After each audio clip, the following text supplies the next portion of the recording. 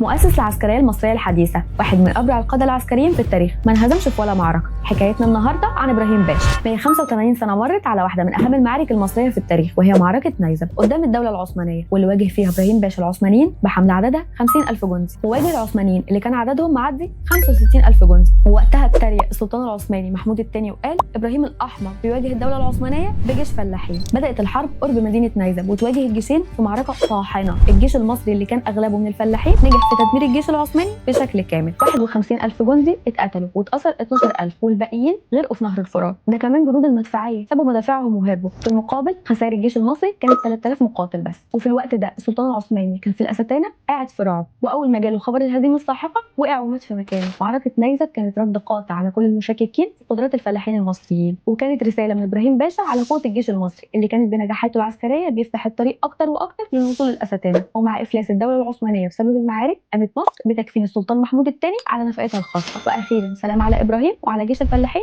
الذي لا يقهر.